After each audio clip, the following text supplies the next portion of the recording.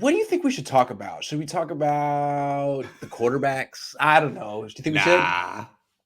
Nah, let's Let's not. not talk about Jimmy, though. We can talk about Jimmy in a minute. We should probably talk about Jimmy at some point. But let's talk about Trey Lance first. He's been consistently very good in camp, but he is playing against the backup defense and playing with mostly backups on offense. I think it's important to give some context to what he's done the past 12 days. You want to kick this one off? Yeah, absolutely. So I think that the narrative has been we want to see Trey Lance against the ones. He hasn't proven anything until he does it against the ones. But let's go back just a short couple months ago. The narrative then was he's only done it against the FCS. Let's see what he would have done against the SEC or Big Ten or what have you. Well, Right. again, these players he's doing it against now are basically all-star teams from those camps, from the SEC or the Big Ten, because all of these guys are fighting for positions on NFL teams or have made NFL teams, to where a great SEC team delivers 10 to 12 players every year to the league. Mm-hmm. So that was the narrative a few months ago. But now the narrative is, let's see him do it against the ones. Jimmy's doing it against the ones. Well, I'm going to disagree a little bit here. And what I'm going to say is, based off of what I've seen you say, Splash Cousin, Aponte, and all these other guys, and more people are starting to say this, Lance has no time in the pocket. Yeah. None at all. Because that secondary offensive line is doing him no favors. And unfortunately for him, that defensive front, no matter who's in there, is absolutely savage, and they are showing it down in and down out. So is it possible that he's actually proving more against the second team because he has a terrible offensive line compared to what the defensive front is versus what he would show with all the weapons around him and mostly the protection around him if he was playing with the ones? It's a fair question. It's an interesting thought, and it's something that ultimately we shouldn't have to figure out. They need to give Trey Lance starters reps so we can make this an apples to apples comparison. But what I want to stick with what you're saying. You're right. The second team offensive line is awful. We knew this. This is a bad position group. They have some starters that they're hopeful for, that they like, but after that, they have no depth. I mean, they have Tom Compton at right tackle, Colt McKivitz at left guard, Sean Coleman at left tackle. It's not good. Yeah. So he doesn't have much time. Now, to be fair, the backups in the secondary are equally as bad. So sure. That's why you're seeing Trent Sherfield go nuts. He's not going to go nuts this season in the regular season. Good player, but he's just mossing all these backups. That being said, we also know the backup wide receivers aren't that great either. That's why Trent Sherfield is like the guy that everyone's talking about. So it's fair to talk about this. Kyle, enough. The kid is completing 70% of his throws. His TD to INT ratio is 5-1. You spent the third pick in the draft on him, and the guy that's ahead of him on the depth chart, his TD to INT ratio is 1-1, and his completion percentage is 61. I think I'm thinking they're going to make this transition when the media's not there. I think so. I think that's a fair point. It's too obvious. For sure. And it makes a lot of sense, right? Like, why would you want eyes, and why would you want everybody talking about a QB competition this early into camp? I was just thinking about something. Let's say they give Trey Lance a bunch of reps with the starters tomorrow, and he doesn't play well. And it's just one day, but it's in front of the media. It's a big story. You know what I mean? And then the next few days when the media's not there, who knows? He could do well, but that's not the story. So I think maybe that's some of it. You just don't know. You have no idea what Trey Lance is going to do or what anyone's going to do. You don't even know if someone's going to be alive tomorrow.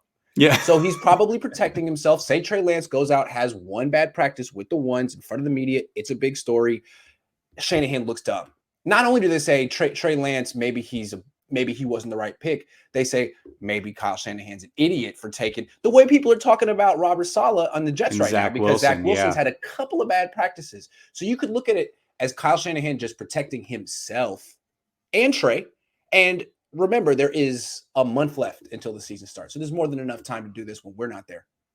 The thing is about this whole situation is I don't question what Shanahan's doing at all. I think what he's doing and how he's playing it is right for the franchise and what he thinks is right for the franchise. I'm in no place to question that. Not now. It's too early for all that.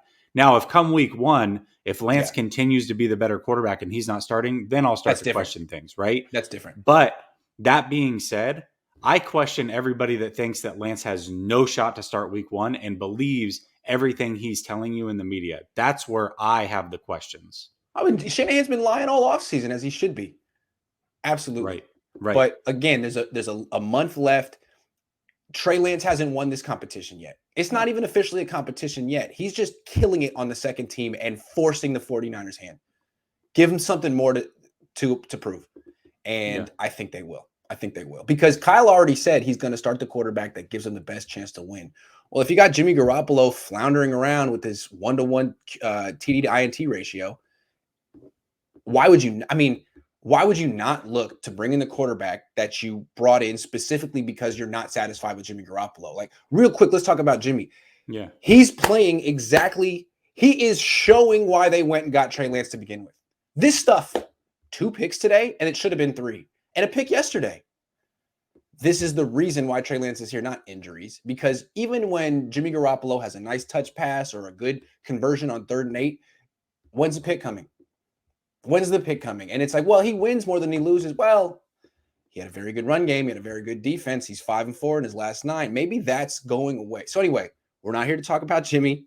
This is about Trey.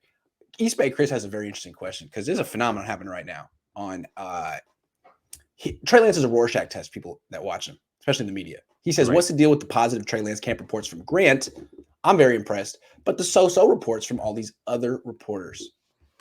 Now, real quick, I'd love to get your interpretation, but I just want to say Jack Hammer's down there now. He's one of us. And we're talking, he's like, dude, this is bizarre. How everyone's seeing, like, I'm seeing what you're seeing, man. This is bizarre with how people are trying to make this look like he's not real good. Anyway, what do you think? Okay, first of all, I feel like the people that are downplaying this are, first of all, they're blue check marks. So that usually means that they're a little bit closer to the team, right? They're not outsiders looking in. And I get it. You have credentials and all those things, but I still feel like for whatever reason, you're treated as an outsider looking in. And they are pushing a narrative that San Francisco wants them to push, right? And I don't know. I don't understand the reasoning for it, but here's what I will say. It was a couple days ago when Jimmy G had that nice pass up the right sideline. Okay. It was around 30 yards in the air. Yes. Nothing crazy. Yeah. It was to Debo, who was double covered, but had a 1.5 yard distance between him and the guy behind him. It was Dre Greenlaw. And what? It was Dre Greenlaw, the linebacker. Yeah, Dre Greenlaw, who, yeah, anyways. But he threw it slightly behind him. And I hadn't seen it, but all of the descriptions of that play was like, oh my gosh. The most perfect throw you've ever seen. The most perfect throw. His numbers could have caught it. It was the Mona Lisa of throws. Yes. Absolutely. Absolutely. Yes. So then today, this is what's interesting. And this is where I call BS for all these guys. When Lance makes literally the same exact throw, the same exact distance, Debo to the same player who actually is covered even closer than he was in that throw. And by the way, by an actual out DB. in front of him. By an actual DB, yes. By an actual DB, nobody said a word. Right. Nothing. It was weird. Oh, yeah, no, he completed a good pass, blah, blah. Why was that? Why was Jimmy's the most beautiful throw you'd ever seen? And the only thing I can think of is either A, you're trying to push what the team wants you to push, or B, just to get in their good graces. You haven't seen this from Jimmy. So now you're shocked and surprised that you're starting to see it from Jimmy. Or you want Jimmy Garoppolo to win the competition. Right. Or you want Jimmy Garoppolo to win the competition. I don't know. I don't know where people are coming from. But I do think what's happening is there is a large segment of the 49ers fan base that wants pro Garoppolo news. And if there's a market, then someone's going to be willing to serve it up. For sure. I think that's what you're seeing. And I think what's going to happen is on Saturday, fans are going to see this for themselves. And the whole like whose beat writer's interpretation is correct isn't going to matter anymore because you're all going to see it for yourself. And he's going to play, I would imagine, a whole hell of a lot. So the training camp interpretation won't be but I live for it. and I'm right. I just want everyone to know. Well, here's the other thing, and I had a call-in show yesterday, and one of the callers brought up the perfect point. He said that he was there last Saturday at Levi, Yeah. and when Lance came on the field, there was an ovation for him. But when Jimmy came on the field, it was the loudest ovation It's out of any of the players. Unreal. There is So still at a what very point? big Jimmy market that people are catering to. Absolutely. So that's one. Two, it's interesting to me because I know that the claim against me is, well, I'm a hater. I don't want to root for Jimmy. I think I'm going to flip it on everybody and say, if there's that big of a market for Jimmy, who really is having the wool pulled over their eyes? I think it's a lot of Jimmy fans.